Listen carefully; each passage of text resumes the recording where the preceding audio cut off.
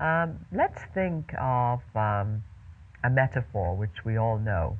And this is, when you are playing the game of life, whatever the game is that you're playing, there is a scorecard and a set of rules to play the game. And if we take this metaphor and look at our current societies, it's really quite interesting. It helps us to see how important scorecards are.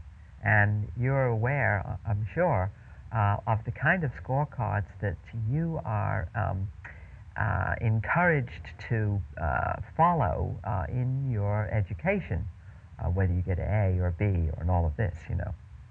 And of course, whole societies have scorecards of progress, which right now we call the gross national product.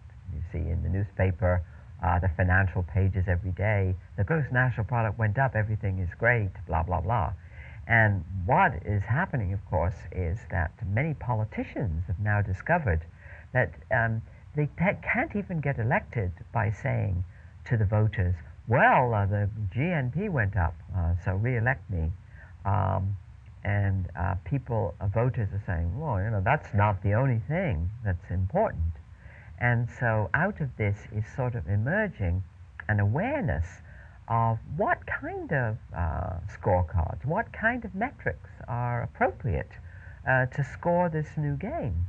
And so we have this debate going on in cities all over the world, where cities are coming up with their own scorecards of progress.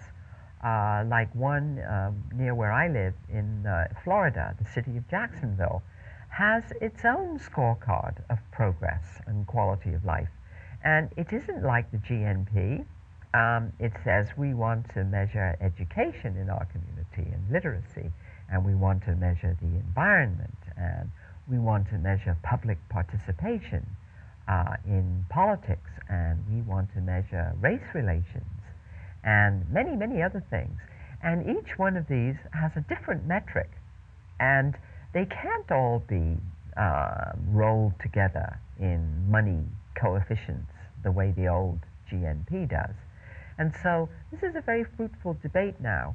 And actually in Rio de Janeiro in 1992, 170 countries agreed in the Agenda 21 agreement that they would correct their GNPs and begin to have this broader scorecard of, was the environment being properly protected?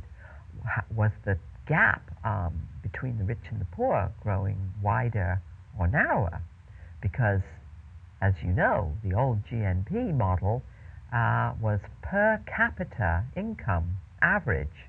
And we all know the fallacy of that. You can have a society which has 100 billionaires, and everybody else is homeless and poor. But on the average, it looks great. And so we begin to understand how important these kind of metrics are. And so you can begin watching as each country begins to overhaul the GNP, and they are adding in the unpaid work of the love economy, the quality of life, the parenting children, serving on the school board, volunteering in the neighborhood. All of this is very important production. If that was added to the GNP, you wouldn't have a deficit. You see how different it makes. If you estimated the value of the rainforests and put them on the asset side of your country's budget, then this would be such great wealth that you would be just as wealthy as Germany or Japan. And so these are now all of the new issues about what are the correct kind of scorecards of progress for society.